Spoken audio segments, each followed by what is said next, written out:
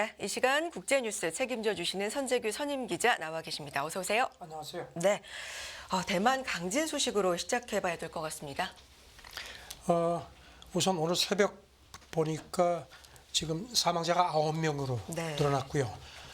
부상자는 1,000명을 넘어선 걸로 최신 집계가 되었습니다. 지금 붕괴된 건물에 근 140명 정도가 지금 갇힌 걸로 되어 있어서 사상자가 더 늘어나지 않겠다는 걱정들이 많습니다. 네. 이런 가운데 이 경제 관련돼서는 아무래도 TSMC 공장 건설도 잠정 중단하고 여러 가지 생산 차질이 있지 않겠냐 이런 우려가 좀 나왔죠. TSMC가 아시다시피 세계에서 제일 큰 그 파운드리 반도체 위탁 생산 업체죠. 네. 물론 이번에 그 지진이 발생한 것하고는 이제 반대쪽에 있기 때문에 아주 즉각적으로 큰 피해는 없는 걸로 되어 있고 한때 그 대피하고 했는데 이제 생산 라인이 대부분 복귀가 된 것 같습니다. 그래도 지금 월가 쪽에서 걱정하는 이유가 그 공장을 새로 짓고 있는데 그게 지금 잠정 중단된 걸로 발표가 돼서 이제 그걸 상당히들 걱정을 합니다. 네. 이 강진이 일어난 지역이 동쪽이고 대체로 서쪽에 이 반도체 그렇죠. 생산 설비들이 좀 있기 때문에 그렇게까지 큰 영향은 없을 거라고 하지만 그래도 어느 정도의 차질은 있을 것이다라는 거죠. 네, 계속 지금도 지켜보는 상황이고요. 네. 아까 그 공장 신설 문제를 말씀드렸는데 대만 남부 가오슝에다가 네. 첨단 그 2나노 공장을 지금 그 건설을 하고 있고 그래서 원래는 올 연말 완공될 예정이었는데 이번에 이제 공장 그 건설을 잠정 중단했기 때문에 좀 늦어지지 않겠냐는 그런 그 관측이고요. 그다음에 2나노 공장 또 제2공장도 지금 부지 조성하고 기초 공사가 들어갔습니다. 그래서 이거는 내년 말 완공할 예상으로 돼 있었는데 이것도 차질이 불가피할 것 같다는 관측입니다. 네. 이게 전 세계 공급망에 미치는 영향도 굉장히 크기 때문에 아무래도 그렇죠. 그럴 수밖에 없죠. 네. 지금 TSMC 같은 경우는 대만에서 그 한 90%를 생산을 하고 그다음에 전 세계 위탁칩 제조의 한 60% 이상을 점유를 하고 있기 때문에 아무래도 영향을 줄 수밖에 없다는 걱정들이 많습니다. 특히 공장 건설은 지금 그 최근에 그 AI 열풍 때문에 반도체 칩 수요가 크게 늘어났기 때문에 24시간 지금 건설 현장을 돌려왔는데 이제 중단이 됐으니까 일정 차질이 불가피하다는 겁니다. 그렇군요. 아무래도 일정 차질이라든지 공급 차질 이런 쪽에 좀 관심이 쏠릴 수밖에 없는데 저희가 이제 경제 뉴스 중심으로 좀 전하다 보니까 이런 얘기를 했고 사실은 인명 피해가 가장 가슴 아픈 일이고요. 그리고 지금 TSMC 같은 경우는 이 반도체 장비가 아시다시피 워낙 정밀하기 때문에 여진 우려가 아직도 있거든요. 한 번의 진동만으로도 전체 가동이 중단될 수 있는 그런 리스크가 아직 있다는 겁니다. 네. 그리고 이렇게 되면 이제 TSMC가 진짜 만약에 무슨 문제가 생기면은 전 세계 그 글로벌 업계 왜냐하면 반도체 들어가지 않는 부분은 거의 없으니까요. 그래서 제품 생산에도 연쇄 충격이 불가피할 거라는 걱정들이 있고요. 네. 불행 중 다행으로 지금 그 폭스콘 애플 최대 공급 업체인데 폭스콘하고 그다음에 또 다른 그 대만의 주요 반도체 업체들도 이번 강진으로 아직까지는 이렇다 할 피해는 없는 걸로 그렇게 나타나고 있습니다. 알겠습니다. 대만 강진에 세계 곳곳에서 위로 메시지가 전해지겠죠. 그 부분 좀 전해주실까요? 중국이 위로 메시지를 전했다고요? 네, 곳곳에서 이제 돕겠다고 했는데 중국이 즉각적으로 네. 그런 그 도움을 제공할 의사를 밝힌 것도 조금 주목이 됩니다. 국무원에서 그 대만 사무판공실 여기가 이제 대만 문제를 담당하는데 그 대변인이 어제 입장문을 냈습니다. 그러면서 그 대륙의 큰 우려 속에서 이번 재해로 그 피해를 본 대만 동포들에게 진심 어린 애도를 표한다. 그리고 필요하면은 기꺼이 지원을 제공할 용의가 있다고 밝혔습니다. 네. 대만 그 중국 관영 매체들도 아주 잇따라 주요 뉴스로 보도를 하고 그 중국 누리꾼들도 그 굉장히 그 걱정하며 피해가 최소화되기를 바라는 글을 잇따라 올리고 있습니다. 네. 전반적으로 앞서서는 이제 반도체 부분을 좀 더 집중적으로 전해드렸는데 이 금융시장 전체적으로 봤을 때 이 지진이 미치는 영향에 대해서는 어떤 얘기들 나오고 있습니까?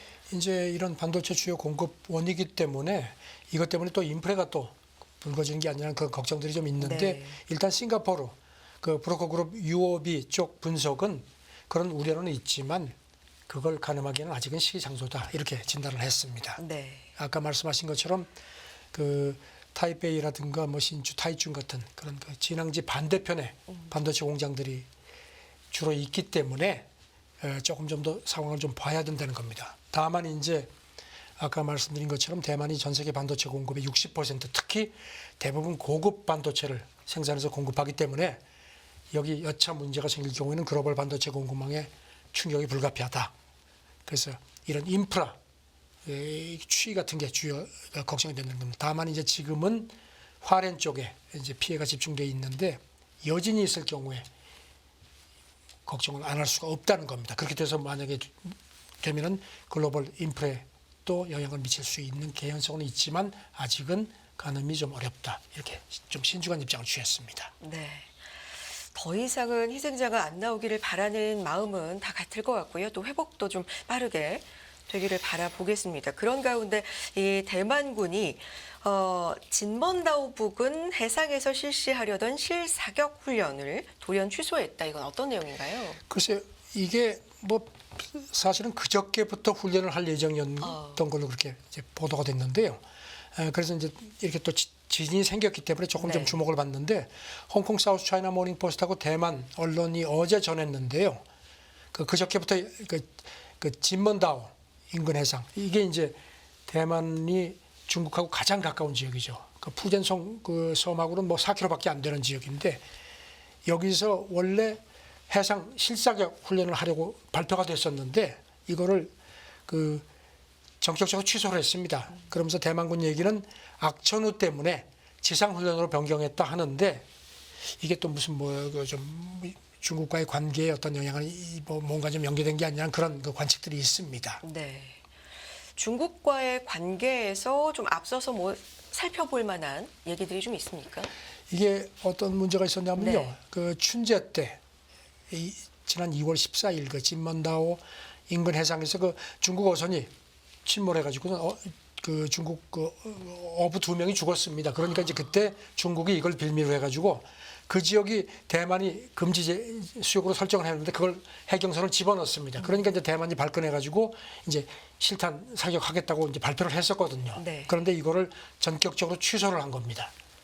그래서 이제 대만군 전 공군사령관 얘기가 이건 중국으로 의식한 건데 대만군 사기 문제다 이런 식으로 약간의 불만을 드러냈는데 일단 중국도 앞서서 실사격 훈련 하지 마라 도발하지 말라고 경고를 한 적이 있습니다. 일단 이렇게 강진 터지고 나서 양안 간에 조금 좀 뭔가 좀 이렇게 좀 훈훈한 부드러운. 바람이 네. 부드러워지는 그런 느낌이 있습니다. 그렇군요. 그러니까 요 훈련 돌연 취소는 강진 전에. 그렇죠. 네. 직접적인 관계는 없는 건데 이제 이게 또 묘하게 겹쳤습니다. 알겠습니다. 자, 다음 얘기로 넘어가 보겠습니다. 달 탐사 경쟁이 굉장히 좀 치열해지고 있잖아요. 그런 네. 가운데 백악관이 2026년까지 달과 다른 천체를 위한 통일된 표준시를 만들 것을 지시했다. 이런 얘기 있습니다. 저는 어디든지 새로운 시장이 생기면은 기준을 먼저 만드는 사람이 이제 이제 말뚝을 박는 네. 셈이죠. 이제 그런 건지 지금 그 백악관 과학기술정책국에서 달 이제 앞으로 달도 그렇고 이제 그 외에 다른 천체 탐사에서는 이제 지구 시간하고에 조금 문제가 생기니까 이 표준시를 새로 만들 거를 나사에 지시를 했다는 겁니다. 네. 그래서 이제 필요하면은 달 표준시 그 측정을 위해서 원자시계를 달 표면에 배치하는 것도 필요하다는 그런 입장도 밝힌 걸로 되어 있습니다. 네. 그러면 달 표준시는 명칭이 또 따로 있는 겁니까? 어떻게 불러야 되죠? 이게 이제 달 전문가들이 표준시. 그 네. 전문가 용어를 보면요, 세계 표준시는 지금 협정 세계시 이렇게 그 부른다고 합니다. 네. 그래서 이제 이거를 여기다 이제 여기서 비유해서 협정 달시, 그러니까 달 시간이라는 거죠. 왜냐하면 이제 이 우주선이라든가 이런 거는 발사 같은 거 뭐 이런 거 뭐 통신 같은 거는 사실 굉장히 정밀해야 되기 때문에 그것 때문에 지구하고는 또 지구 시간하고는 다르다는 겁니다. 왜냐하면 또 중력 같은 것도 다르고 하니까. 그래서 백악관 그쪽 관계자 얘기는 만약에 달에 있는 사람이 지구 시계를 찾고 있으면은 하루 평균 그 58.7 마이크로초가 늦어지는 것처럼 보일 거다. 이 마이크로초라는 거 100만 분의 1초입니다. 근데 이건 뭐 사실 그냥 일상에선 별게 아니지만 그렇죠. 이런 그 우주 탐사라든가 이런 데서 굉장히 중요하다는 겁니다. 그래서 네. 이런 정확도를 높이기 위해서 그 달 시간, 달 표준시를 만드는 게 필요하다는 그런 지적을 했습니다. 그런데 미국 이게 단독으로 할 수 있는 건가요? 협의가 필요한 거 아닙니까? 그렇지 않죠. 네. 그렇다면 이건 이제 어떤 국제기구라든가 이런 여러 가지 이제 협의를 필요로 네. 해야 하는데 미국이 자기들 달 탐사 재개하기 위한 아르테미스 협정을 지금 맺고 있고 우리도 들어가 있죠. 한 36개국이 동참을 하고 있는데 중국하고 러시아는 여기 빠져 있습니다. 네. 사실 달 탐사 경쟁도 지금 중국, 러시아하고 미국 간의 경쟁이 치열한데 이런 이제 기싸움이 또 이제 본격적으로 될 것 같습니다. 알겠습니다. 협정 달시 어떻게 전개가 될지 좀 지켜보겠고요. 다음 얘기는 트럼프 전 대통령의 SNS 서비스, 이 트루스 소셜 얘기를 좀 해보겠습니다. 지분 분쟁 얘기가 나옵니다. 이게 요새 뭐 주가가 막 널뛰기 했죠. 그렇죠. 그래서 그런지 좀 뭐 또 지분 분쟁이 많은 것 같습니다. 지금 그 블룸버그 보도를 보니까 트럼프가 이 트루스 소셜 모 회사 공동 설립자 하고 그 지분 분쟁을 일으켜서 결국은 또 제소를 한 걸로 제소를 했다고 합니다. 플로리다 연방지법에 소송을 제기를 했는데 이 트럼프가 소장에서 주장하는 게 이 공동 설립자 두 사람하고 이 두 사람이 회사 설립 계약을 위반했기 때문에 8.6% 지분을 주기로 했는데 그걸 줄 필요가 없다고 주장을 한다는 겁니다. 사실 상장되고 나서 굉장히 많이 폭등을 해서 뭐 몇 대 부자에 들었다 이랬는데 이게 주가가 또 정말 말씀하신 것처럼 널뛰면서 많이 내려왔어요. 네네. 네. 그런데 보니까 이번에 트럼프한테 비소된 두 사람도 네. 이미 트럼프를 상대로 또 지분 관련 소송을 제기를 한 상태입니다. 이 사람들 주장은 트럼프가 신주 몇백만 주를 추가 발행해서 자기들하고 협의도 없이 자기들이 가지고 있는 지분을 희석시킬 그런 음모를 꾸몄다. 또 이렇게 주장을 합니다. 네. 참 복잡합니다. 주가 말씀드렸었는데 지금 어떤 상황이죠? 뉴욕 증시에서 상장했을 때 뭐 굉장히 그렇죠. 오늘 급등했잖아요. 새벽 거는 네. 제가 아직까지 체크를 네네. 못했는데 보니까 하락 마감했죠. 예, 네. 그저께는 또 조금 올라갔네요. 네. 그래서 자전 트럼프가 보유한 가치, 그 보유 지분 가치가 40억 달러, 우리 돈으로 한 5조 4천억 원 정도로 이렇게 또 변동이 됐네요. 지금 뭐 밈 주식인 셈이죠. 지금 뭐 오락가락한데 뭐 트럼프는 지금 그 락값이 걸려 있기 때문에 뭐 쉽게 현금화할 수는 없는 상황인 것 같습니다. 6개월 매도 금지죠. 그렇죠. 네. 지금 방금 로이터가 또 보도한 거 보니까요. 이 트럼프 이 트루소셜 우회 상장했죠. 이 기업 인수 목적 회사하고 합병해가지고 했는데 그 합병 관련해서 또 그 마이애미에 있는 벤처 캐피탈 그 오너 형제가 또 내부 정보 활용해가지고 또 뭐 돈을 좀 챙긴 모양입니다. 그래가지고 이게 또 지금 재판이 됐는데 두 사람이 잘못했다고 시인을 했다고 합니다. 네. 저는 돈이 걸려 있어서 그런지 말도 많고 참 탈도 많습니다. 그러네요. 복잡한 얘기들이 좀 계속 나오는데요. 자, 다음 얘기 넘어가 볼까요? 미국 해군의 차세대 핵 잠수함 그리고 항공모함, 구축함 등의 건조가 최장 3년여 가량 늦어지는 이 차질을 빚고 있다. 원인이 뭘까요? 중국이 해양굴기 때문에 지금 중국이 그 군함을 많이 만들거든요. 지금 항공모함도 하나 더 만들다는 보도 나왔고 하니까 지금.